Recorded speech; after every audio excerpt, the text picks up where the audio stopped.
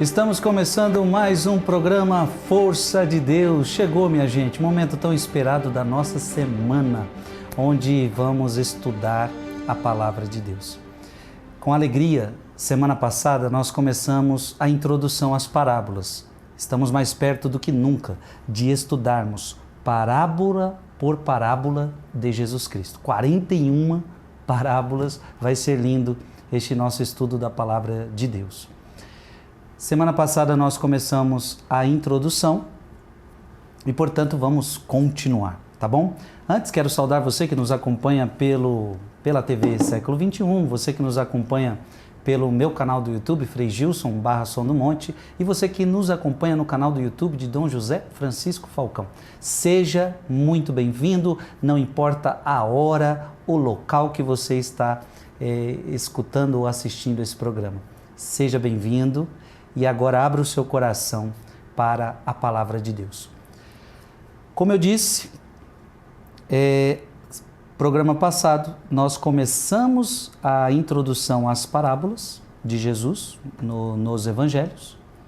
E nós vamos continuar e inclusive terminamos um assunto no último programa que nós precisamos nos deleitar mais sobre este assunto, que te deixou com água na boca, a semana inteira você esperou por este programa para encontrar mais respostas. Então, fique aqui conosco porque vai ser bom demais. Antes, quero saudar mais uma vez conosco Dom José Falcão, sua bênção, é uma alegria tê-lo mais uma vez conosco. Deus abençoe Vossa Reverendíssima, é uma alegria estar aqui. Dom José, no último programa, lhe fiz uma pergunta, se existem parábolas no Antigo Testamento. E o senhor disse sim, há. E foi muito bonito, o senhor nos explicou, nos trouxe um texto de Eclesiástico, capítulo 39, versículo de 1 a 3. E depois o senhor começou a trazer 2 Samuel, capítulo 12, versículo de 1 a 4. Eu gostaria que nós voltássemos a este ponto, porque o último bloco ficou bem curtinho, a gente não conseguiu. E o Senhor nos mostrou que em 2 Samuel há uma parábola, num caso muito complicado, e aí terminou com alguns desejos de algumas perguntas e nós queríamos interrogar o Senhor. Antes, eu perguntaria se é possível o Senhor fazer uma pequena introdução ao texto, mais uma vez, o que está acontecendo ali com Natã, o profeta Natã e Davi. Aí eu leria o texto novamente e continuaríamos as explicações. Davi se engraçou da esposa do seu general. Ela se chamava Betsabeia. O nome do general, Urias. Urias estava no fronte de batalha, Israel estava em guerra. O general era um dos líderes do exército do rei Davi, mas a esposa tinha ficado em Jerusalém. O rei Davi viu a moça, se engraçou dela e mandou chamá-la. Os dois fizeram sexo e depois ela disse para ele, estou grávida. Ele manda chamar o seu general, justamente provavelmente, para que ele dormisse com ela e quando, digamos assim, a barriga começasse a crescer, ele imaginasse que o filho era dele. Sim. Mas ele não quis ir para dormir com a esposa, quis ficar na porta do quarto do rei para protegê-lo. E aí o rei, vendo que o seu plano não dera certo, maquina a morte do general e manda que as pessoas, que os oficiais dele coloquem o general Urias num lugar bem difícil do fronte para que ele morra. E ele morre. E aí o Senhor Deus manda o profeta Natã ao encontro do rei para contar uma parábola. Depois que ele conta, o rei Davi pede perdão, não é? Mas aí vem o castigo, Deus perdoa você, mas o filho dessa união vai morrer e também vai vir umas desgraças, basicamente duas desgraças. A espada vai se levantar contra ele dentro da própria família e vai ser o seu filho, que a Bíblia diz que é o homem mais bonito que já existiu. Se Davi era bonito, Absalão muito mais, segundo a Bíblia, ou seja, vai se tornar o grande inimigo do pai. E também todas as mulheres de Davi iriam dormir com um homem. E esse homem é exatamente o seu filho Absalão, que quando vai se tornar inimigo do pai, forma um exército para combater o pai, quer ver o pai morto a qualquer custo. Ele chega, entra na cidade de Jerusalém, o pai, Davi, foge, e aí os oficiais, os assessores de Absalão dizem: para que o teu pai te odeie mais, tu deves fazer o seguinte, tu deves armar uma tenda aqui na frente de todo mundo e fazer sexo com todas as mulheres do teu pai. Nossa. Mas vamos primeiro a segundo livro de Samuel, capítulo 12, de 1 a 4. Então nós vamos ler de novo o texto que lemos semana passada, do capítulo 12, versículo 1 a versículo 4, você vai ver a descrição de uma parábola, e aí Dom José fez um belo resumo para você entender toda essa história. O Senhor mandou a Davi, o profeta Natã. Este entrou em sua casa e disse-lhe: 2 homens moravam na mesma cidade, um rico e outro pobre. O rico possuía ovelhas e bois em grande quantidade. O pobre, porém, só tinha uma ovelha, pequenina, que ele comprara. Ele a criara e ela crescia junto dele, com os seus filhos, comendo do seu pão, bebendo do seu copo e dormindo no seu seio. Era para ele como uma filha. Certo dia, chegou à casa do homem rico a visita de um estranho e ele, não querendo tomar de suas ovelhas nem de seus bois para aprontá-los e dar de comer ao hóspede que lhe tinha chegado, foi e apoderou-se da ovelhinha do pobre, preparando-a para o seu hóspede. Davi, indignado com tal homem, disse a Natã: pela vida de Deus, o homem que fez isso merece a morte. Ele restituirá 7 vezes o valor da ovelha por ter feito isso e não ter tido compaixão. Natã disse então a Davi: tu és esse homem. Eis o que diz o Senhor Deus de Israel: ungi-te rei de Israel, salvei-te das mãos de Saul, dei-te a casa do teu senhor e pus as suas mulheres nos teus braços. Entreguei-te a casa de Israel e de Judá, e se isso fosse ainda pouco, eu teria juntado outros favores. Porque desprezastes o Senhor, fazendo o que é mal aos seus olhos? Feriste com a espada Urias o Hiteu, para fazer de sua mulher a tua esposa, e o fizeste perecer pela espada dos amonitas. Por isso, jamais se afastará a espada da tua casa, porque me desprezaste, tomando a mulher de Urias, o Hiteu, para fazer dela a tua esposa. Eis o que diz o Senhor: vou fazer com que se levantem contra ti males vindo de tua própria casa, sob teus olhos. Tomarei as tuas mulheres e as darei a um outro que dormirá com elas à luz do sol. Porque agiste em segredo, mas eu o farei diante de todo Israel e diante do sol. Pronto. Agora nós vamos ver, essa profecia vai se cumprir. Agora, por favor, segundo o livro de Samuel 16, de 20 a 22. Segundo o livro de Samuel 16, de 20 a 22. Absalão é o filho que se revolta contra o pai, cria um exército, constitui um exército para combater o pai. Ele odeia, passa a odiar o pai e consegue entrar na cidade de Jerusalém. Agora veja o que ele faz. Absalão disse a Aquitofel: deliberai entre vós sobre o que devemos fazer. Aquitofel respondeu-lhe: aproxima-te das concubinas de teu pai, que ficaram aqui para guardar o palácio. Assim todo Israel saberá que te tornaste odioso a teu pai, e os teus partidários se animarão com maior coragem. Armaram, pois, para Absalão uma tenda no terraço, e ali, à vista de todo Israel, ele vinha abusar das concubinas de seu pai. Pronto, então foi uma cena grotesca. Todo mundo vendo Absalão fazendo sexo com as concubinas do seu pai. Isso era uma forma de desmoralizar o pai e dizer: você não tem autoridade nenhuma, você está desmoralizado. As mulheres que eram suas, eu estou fazendo sexo com elas. A profecia está se cumprindo. Tudo o que o profeta disse, ou seja, vai se cumprir. A espada dentro da sua própria casa. Absalão, o inimigo, o filho de Davi. E esse filho que não só odiava o pai, mas quis humilhar o pai dessa forma, essa cena grotesca. Todo mundo vendo ele praticando sexo com as concubinas. Está terminando o bloco. Meu Deus, que palavra forte.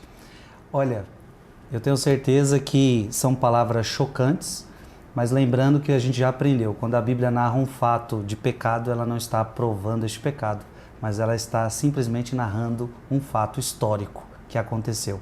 Mas eu tenho algumas perguntas a fazer a Dom José, então não sai daí para que você possa aprender mais da palavra de Deus. Um breve intervalo e nós já retornamos.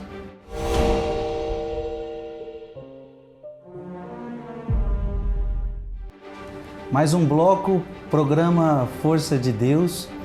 Chegamos a um texto do Antigo Testamento, porque estamos vendo que também no Antigo Testamento existem parábolas. E estamos vendo uma parábola tão forte aplicada do profeta Natan, aplicada a Davi por causa de um pecado seu, tanto de adultério quanto de armou um assassinato para o seu general. E eu falei que eu tinha perguntas a fazer a Dom José Falcão sobre este texto. Dom José, diante de um texto do Antigo Testamento, creio que vale uma explicação para muita gente que agora fica em dúvida. Por exemplo, 2 perguntas eu tenho a fazer para o senhor. Primeiro, o texto relata Davi com várias mulheres. Então a pergunta primeira sendo que Davi era um ungido de Deus, Deus escolheu Davi. Então a pergunta por que Davi, sendo ungido de Deus, tem tantas mulheres assim? Segunda pergunta, quando no capítulo 12, versículo 12 diz assim, ou versículo 11, sobre os teus olhos tomarei as tuas mulheres e as darei a um outro que dormirá com elas à luz do sol. E aí o senhor explicou que é o seu próprio filho, e a gente viu o texto bem agressivo disso acontecendo. Mas alguém pode se questionar que parece que é o próprio Deus, porque aqui é Deus falando, eu vou fazer isso acontecer, como se o próprio Deus fizesse esse pecado acontecer para humilhar Davi. Deus não é o autor do pecado. O pecado é uma iniciativa da criatura, seja ela angélica, os anjos decaídos que se rebelaram contra Deus, e se eles se rebelaram por livre iniciativa. Deus não os forçou a pecar, e eles não nasceram com a natureza para pecar. Pecaram porque livremente optaram contra Deus. Da mesma forma, os nossos primeiros pais, Adão e Eva.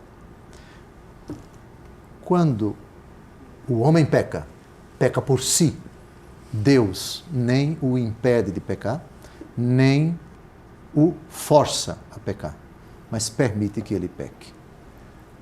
Todos nós podemos ser, ainda que não queiramos e ainda que não saibamos, instrumentos da justiça de Deus para punir, para corrigir.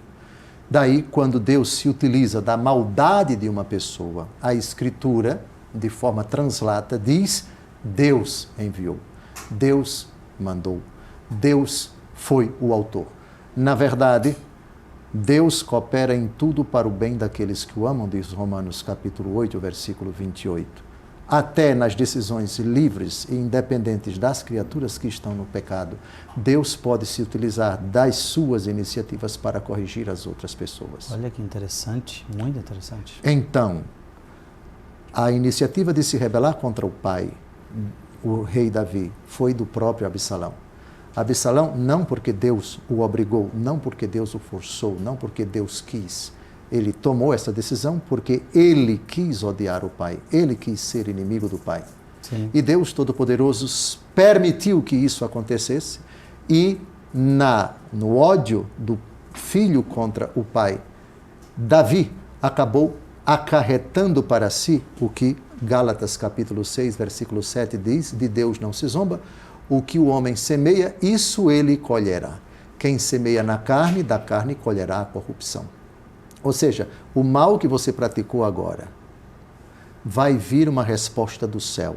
Não Deus como autor, não Deus provocando, forçando o seu filho, mas por decisão do seu filho, a espada vai se levantar dentro da sua própria família. E o ódio desse menino contra você vai ser de tal forma que ele vai ser um adversário seu e vai humilhar você com as mulheres, vai fazer sexo com todas as mulheres à luz do dia, como consequência, como punição, como paga do pecado que você cometeu. Então Deus não tem nada a ver com o pecado. Deus não forçou Absalão a pecar, mas no conhecimento eterno, prévio que Deus tem de todos os acontecimentos, dos males que os homens livremente realizam, na providência divina, esses males estão como que permitidos, como forma também de corrigir outros, de punir outros. Nossa, muito boa essa sua explicação, Dom José. O senhor falou uma coisa muito importante. Deus é aquele que sabe tudo, Ele sabe tantas coisas boas quanto as coisas más que vai acontecer no mundo com cada ser humano. Ou seja, aqui Deus já dando o aviso, eu já sei que isso vai acontecer, que Ele vai fazer essas escolhas. A maldade já está no coração do seu filho, mas vou tirar dessa situação um bem para corrigir você. Perfeito. E com relação ao número de mulheres que Davi tinha muito menos mulheres do que o seu filho Salomão. Salomão teve muito mais mulheres do que ele. Por favor, primeiro livro dos Reis, capítulo 11, versículos de 1 a 3. É o seguinte, o Senhor Deus proíbe Salomão de ter essas mulheres. Proíbe. Está proibido. Você não pode ter essas mulheres. E ele desobedece. Salomão, o homem mais sábio do mundo, segundo a Bíblia, que no começo do seu reinado não pediu outra coisa senão sabedoria. Mas ele se afastou de Deus. E Deus proibiu, nós vamos ler aqui agora, e cometeu 2 pecados gravíssimos. A idolatria, ele adorou ídolos e se uniu a essas mulheres. E dentre essas mulheres, muitas pagãs que adoravam esses ídolos. Foi um declínio trágico. Então, com relação a Davi e as suas mulheres, mulheres que foram abusadas pelo seu filho Absalão, e também o filho de Davi, Salomão, tiveram mulheres? Tiveram, contra a vontade de Deus. Deus não quis. Portanto, não é correto ter várias mulheres, só pelo fato de Davi ter tido muitas mulheres e Salomão ter tido 700 esposas e 300 concubinas. Ele tinha um verdadeiro harém, é o que vamos ler agora. Mas tudo isso foi proibido por Deus. Então, como explicar que Davi teve muitas mulheres? É simples, uma palavra de 6 letras, pecado. Como explicar que Salomão teve 700 mulheres e 300 concubinas? É simples, pecado. É somente ler o texto, por favor. O rei Salomão, além da filha do faraó, amou muitas mulheres estrangeiras, moabitas, amonitas, edonitas, sidonias e itéias, pertencentes às nações das quais o Senhor dissera aos israelitas: não tereis relações com elas, nem elas tampouco convosco, porque certamente vos seduziriam os corações, arrastando-os para os seus deuses. A estas nações uniu-se Salomão por seus amores. Teve 700 esposas de classe principesca e 300 concubinas, e suas mulheres verteram-lhe o coração. Agora vamos ver a velhice dele como foi. Que coisa triste. Leia. Sendo já velho, elas seduziram o seu coração para seguir outros deuses, e o seu coração já não pertencia sem reservas ao Senhor seu Deus, como o de Davi seu pai. Continue. Salomão prestou culto a Astarte, deusa dos Sidônios, e a Melcom, o abominável ídolo dos amonitas. E o versículo 6 diz que ele fez o mal aos olhos do Senhor, não lhe foi inteiramente fiel como fora o seu pai Davi, etc, etc, etc, etc. Então e veja o versículo 9, qual é o parecer de Deus para o que ele fez? Sim, teve 700 mulheres, teve. Teve 300 concubinas, teve. Mas olhe o que o Senhor Deus experimentou por ele ter feito tudo isso. Versículo 9. O Senhor irritou-se contra Salomão, por se ter seu coração desviado do Senhor, Deus de Israel, que lhe aparecera por 2 vezes. E assim por diante. Portanto, essa questão das mulheres de Salomão e das concubinas, essa questão das mulheres do rei Davi, pecado. Algo que irritou o Senhor. Não tem para onde correr. Pronto. E, Dom José, bem diferente, por exemplo, se nós pegarmos Abraão, que teve filho com a escrava, mas antes da lei de Moisés. Aqui já tem um agravante, porque aqui já é depois da lei de Moisés. Sim. Ou seja, é o que o senhor falou, ele já conhecia a lei, já tinha todo esse contexto. Né? Ele seguiu o exemplo de vários reis de impérios, de reinados do seu tempo, mas isso desagradou ao Senhor. Isso desagradou. Uma última pergunta antes de a gente acabar esse bloco. Se Davi foi tão infiel como nós vimos, o porquê que a Bíblia agora está dizendo aqui em Salomão que Davi foi fiel? Foi fiel desde quando ele se arrependeu. Entendi. O Salmo 50 é um limite, um divisor de águas. São Paulo foi fiel a Jesus? Depois da conversão, sim.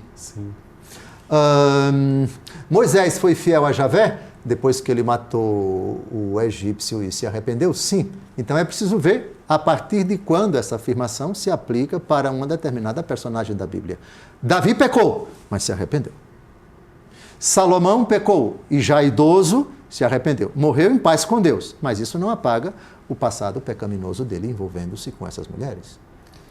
Olha aí, terminamos um bloco assim, dizendo para você também ter esperança, né? Nos nossos pecados, porque não é só Davi que pecou, Salomão, nós também temos os nossos pecados.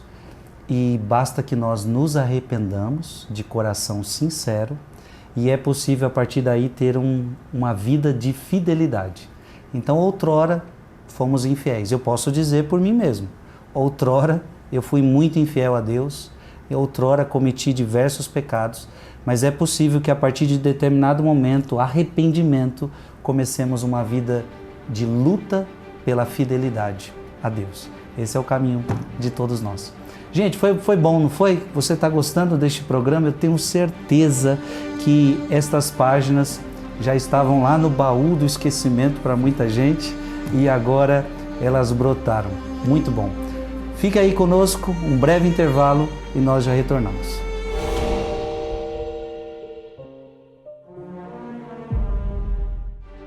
Estamos de volta ao programa Força de Deus. Que bom ter você aqui conosco. Meu irmão e minha irmã, o programa de hoje está bom demais, eu estou amando. É uma introdução às parábolas de Jesus Cristo e a pergunta foi se no Antigo Testamento existem parábolas, se há parábolas no Antigo Testamento. E vimos que sim, e uma parábola que está num contexto muito forte da vida de Davi. E foi legal, foi muito importante, nós também aproveitamos o ensejo e aprendemos um pouco. Trouxe muitos ensinamentos. E essa é a riqueza deste programa. Uma pergunta que você não dá nada por ela, de repente brota-se um monte de questões importantíssimas para a nossa fé. Dom José, eu pergunto, ainda continuo nessa pergunta, se existem mais, porque gostamos de ver aí a do rei Davi, se existem mais parábolas no Antigo Testamento. Várias. O livro do profeta Ezequiel, só o livro do profeta Ezequiel tem 3 parábolas que são famosíssimas. A primeira está num capítulo inteiro. O capítulo 17 do livro do profeta Ezequiel, ele traz, digamos assim, 3 parábolas numa única narrativa. A parábola que trata das águias, trata do cedro e trata da vinha. O contexto é o seguinte: o profeta é enviado ao povo e ordinariamente um povo rebelde, um povo desobediente. E não somente o povo, mas os seus governantes, os reis, com a sua corte, com o seu staff, com os seus generais, com os seus assessores mais próximos. E às vezes até o próprio culto, com os sacerdotes contaminado, o culto com a corrupção. E Deus Todo-Poderoso coloca nos lábios dos profetas parábolas para descrever o que Deus tem feito pelo povo. E isso não tem surtido nenhum resultado prático de conversão.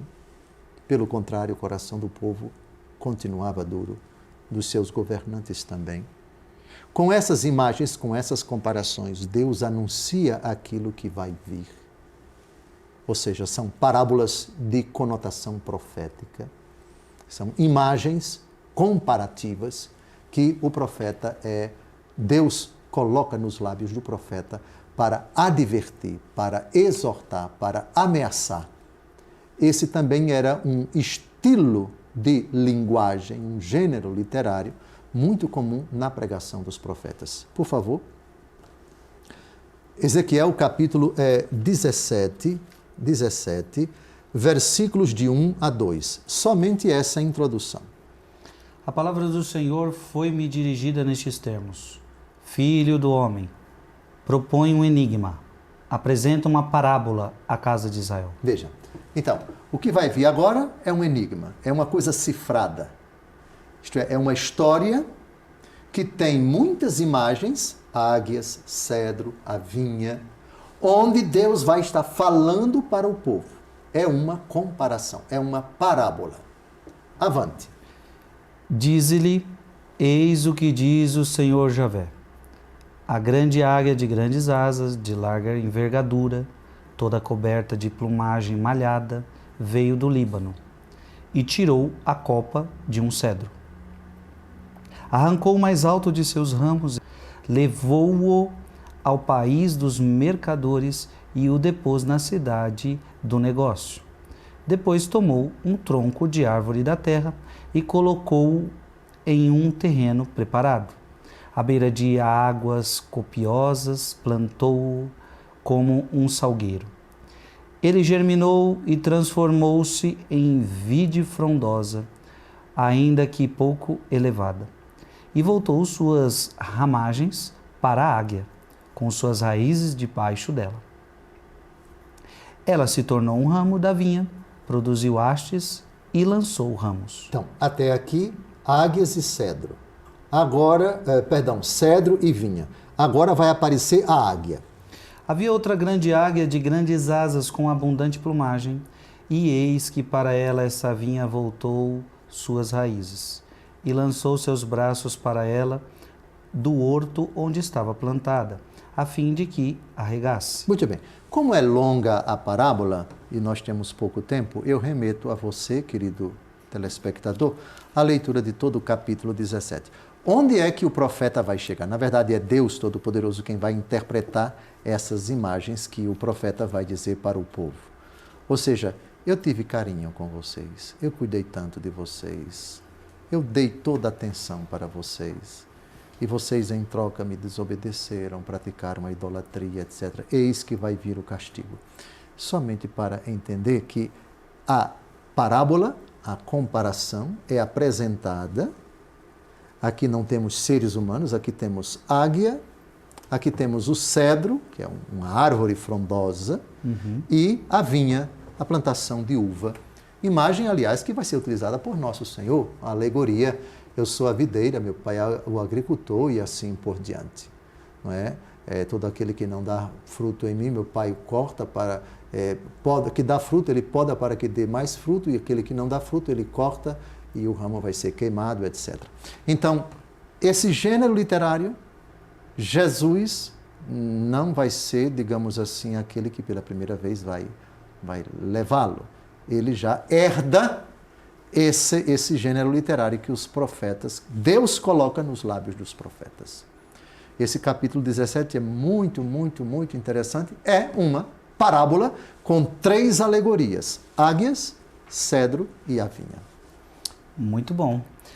Então, se nós lermos esse texto depois, é o próprio Deus que vai interpretá-lo. Sim.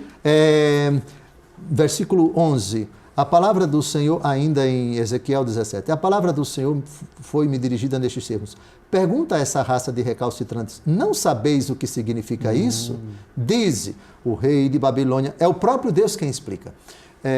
A imagem primeiro é relatada, a parábola é descrita, e depois Deus diz, esses recalcitrantes, isto é, de coração duro, parece cálcio é coisa dura.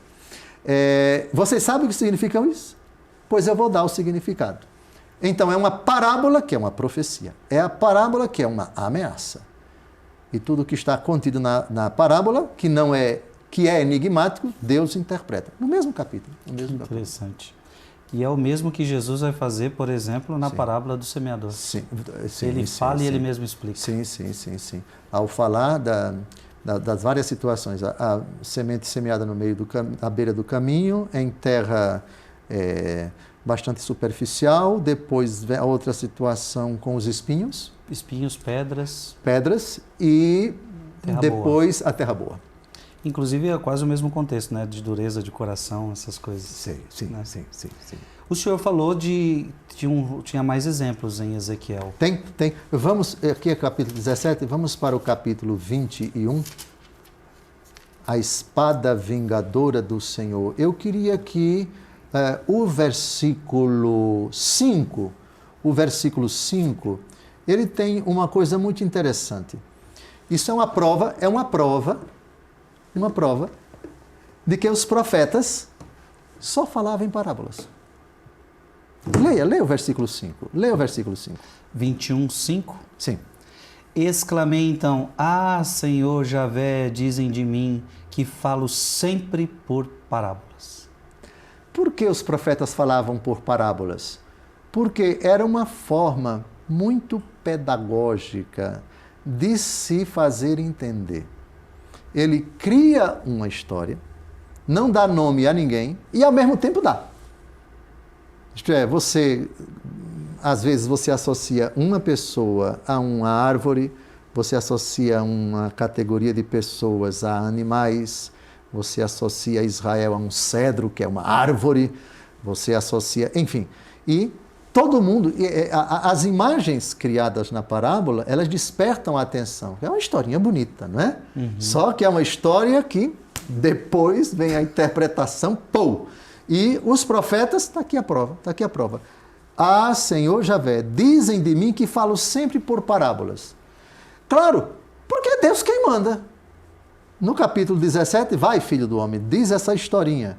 E depois o próprio Deus interpreta. Mesma coisa. Você vai agora e diga essa história e depois você vai dar a seguinte interpretação. Ezequiel. Todo o capítulo 21 do profeta Ezequiel é a parábola da espada vingadora do Senhor. Veja o título do capítulo 21. A espada vingadora. A parábola da espada vingadora do Senhor. Um gênero literário muito, digamos assim, pedagogicamente recomendado para os profetas. E eles falavam em parábolas. Até me veio uma questão, né, Dom José? Se os profetas falavam em parábolas, Jesus falava em parábolas, nós também precisamos aprender, talvez, a usar mais desse gênero literário. Né? Sim, ele é muito útil. Contanto que a parábola que é enigmática, nós apresentemos os critérios de interpretação, né? Assim como nosso Senhor Jesus Cristo, que se não dava a explicação na hora para o povo, daqui a pouco a gente vai ver, sim. Jesus não explicava o sentido das parábolas na frente do povo, mas aos apóstolos sim. Então, mais para frente a gente vai ver por que Jesus falava em parábolas e por que essa imagem enigmática, essa linguagem enigmática, Jesus era tão cara para nosso Senhor. A gente vai ver mais para frente. Sim. Vocês estão gostando, minha gente? Tá bom demais esse programa com a Bíblia na mão. É maravilhoso você poder abrir a Bíblia, esses daqui são textos difíceis, hein? Textos difíceis da Sagrada Escritura. E podemos ver o que significam. É maravilhoso. Então, olha, o programa não acabou. Vamos fazer um breve intervalo e vamos para o nosso último bloco. Eu espero por você.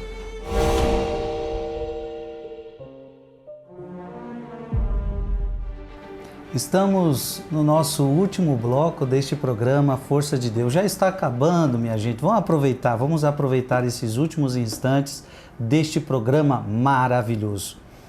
Então José está nos trazendo parábolas no Antigo Testamento.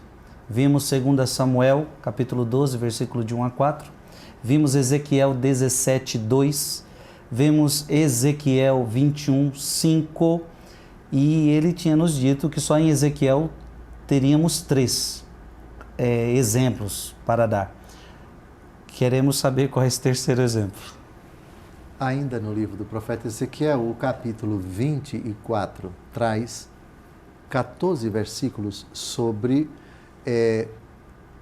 parábolas que o profeta anuncia para o povo de Israel sobre o cerco de Jerusalém. O papel do profeta é, dentre outras coisas, exortar o povo ao arrependimento, denunciar a idolatria, as injustiças, a falta de caridade, o distanciamento de Deus e convocar o povo a fazer penitência e a mudar de vida. Mas também a anunciar o castigo se o povo não se arrepender. E é nesse sentido que aparecem as parábolas, como histórias criadas, inventadas pelos profetas, que trazem uma mensagem de nível sobrenatural, um recado de Deus, um anúncio de Deus, uma profecia sobre algo que vai acontecer ou está acontecendo, ou aconteceu. Bem, no capítulo 24, não vamos ler todo esse capítulo 24, porque são várias parábolas, com várias imagens, com várias alegorias, mas eu quisera que o Frei Gilson lesse os versículos de 2 a 3 desse capítulo. Filho do homem, anota por escrito a data de hoje, pois neste dia o rei da Babilônia ataca Jerusalém. Expõe contra essa raça rebelde esta parábola. Eis o que diz o Senhor Javé. E prepara a panela, põe-na no fogo, põe água dentro dela, coloca pedaços dentro, todos os pedaços colhidos, coxa e espada, enche com os melhores ossos, etc. etc. É longa essa parábola, mas cheia de significados. Como quem diz, o que está acontecendo agora, Jerusalém está sendo cercada, isso é por causa de vocês. E cada imagem, cada elemento dessa parábola, desse capítulo, traz um recado de Deus. O próprio capítulo explica o significado dessa parábola. Então, é um gênero literário muito comum na ação dos profetas. Deus diz, use essa história. Essa é o próprio Deus quem ordena o profeta para dizer estas palavras. Filho do homem, anota por escrito, expõe contra esta raça esta parábola. É Deus ditando. Está claro? Muito bom. Dom José, o grande profeta Ezequiel, vimos que está recheado aqui de parábolas e parábolas importantes, né? Sim. Sobre a destruição de Jerusalém, uma delas. Tem algum outro grande profeta que nós podemos ver parábolas? Tem sim. E essa parábola do capítulo 5 do profeta Isaías, ela é importante porque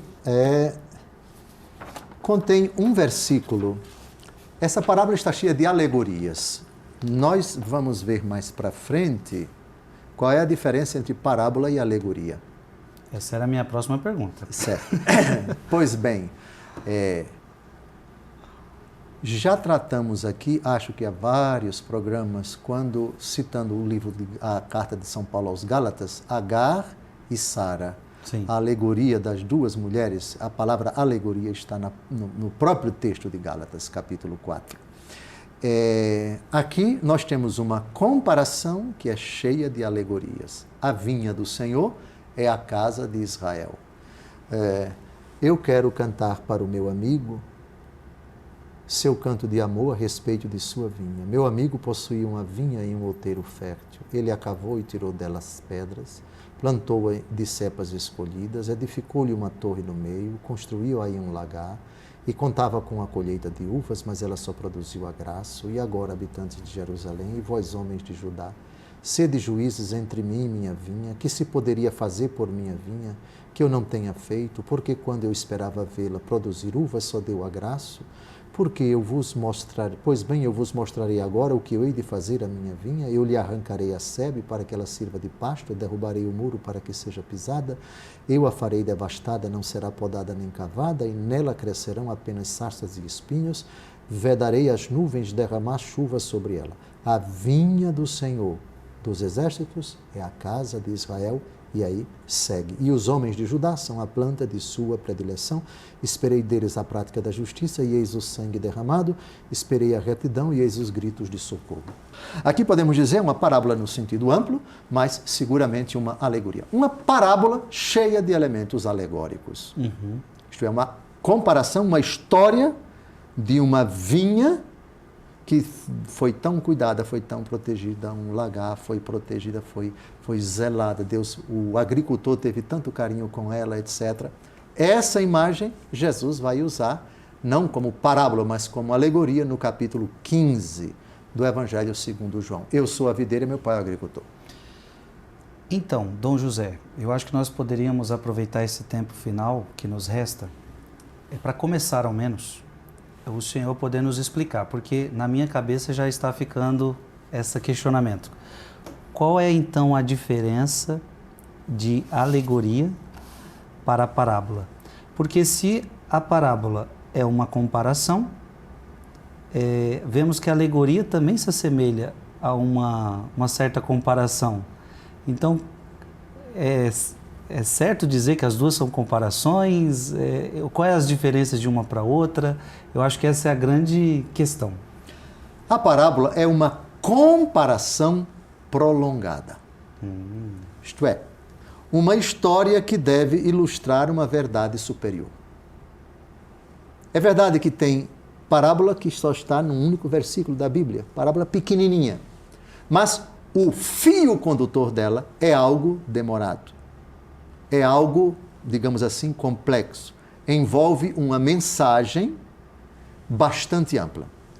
Já geralmente a parábola está associada com essa expressão. Assim é. Ou então é semelhante a. Ou então é como. Expressão típica de comparação. O reino do céu é semelhante a um homem que saiu a semear. O reino do céu é como uma semente de mostarda. O reino dos céus é semelhante a. Então, geralmente, nem todas as parábolas têm essa expressão, mas geralmente aqui a parábola, ela mesma se identifica como um elemento comparativo. Já a alegoria é uma metáfora. O que é uma metáfora? A metáfora é uma linguagem que consiste na transferência de uma palavra para um âmbito semântico que não é o objeto que ela designa e que se enquadra numa relação de semelhança, numa tensão entre significante e significado, o sentido próprio e o sentido figurado. Eu dou um exemplo. A alegoria é mãe gentil, pátria amada idolatrada. Isso é uma alegoria. O hino nacional não diz que o Brasil é como uma mãe gentil. Não. Dos filhos deste solo, és mãe gentil. És. Isto é, não é uma comparação, é uma identificação. Eu sou a porta. Eu sou a videira. Meu pai é o agricultor. Isso é alegoria. A alegoria pode estar dentro de uma parábola, mas a parábola, ela tem uma história que é uma comparação. Pronto. Então, na alegoria, cada traço do discurso tem sua significação. É o elemento, esse elemento aqui. Esse elemento, enquanto tal, ele é. Como a gente acabou de ler, a vinha do Senhor dos Exércitos é a casa de Israel. É a casa de Israel, não é semelhante, é a casa de Israel. Isso é uma alegoria. Então, toda alegoria pode estar inserida na dinâmica da parábola. Por isso que tem parábolas que são alegóricas. Mas a alegoria ela nunca é uma comparação. A alegoria ela tem um fim em si mesma. Eu sou a porta, eu sou o bom pastor. Cristo é a pedra, Cristo é a rocha. Não é? Mais ou menos assim é a distinção entre parábola e alegoria. Não, e ficou claro também o senhor dizer que nas parábolas podem ter também alegorias. Exatamente. E esse é o motivo pelo qual os exegetas não são unânimes em dizer quantas são as parábolas. Alguns chegam a sustentar que elas são 27, outros chegam até a dizer que elas são 70, outras que são 100. Por que isso? Por que essa distinção? Porque vários deles consideram a alegoria como um tipo de parábola. Como a gente vai ver, tem parábola que não tem nenhuma alegoria, mas tem parábola que está cheia de alegoria. Sim. E tem alegoria que não é parábola.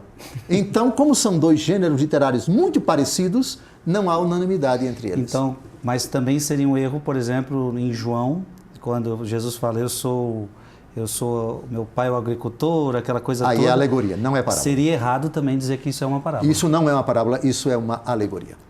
Olha, então é importante para nós começarmos a colocar cada coisa no seu devido lugar. Então, por isso é importante a introdução que nós estamos fazendo às parábolas, para que a gente não confunda o gênero literário aqui. Então, uma coisa é a alegoria, outra coisa são as parábolas. Vamos terminar este programa maravilhoso e nos encontramos semana que vem. Abençoe-vos Deus Todo-Poderoso, Pai, Filho e Espírito Santo. Amém. Amém.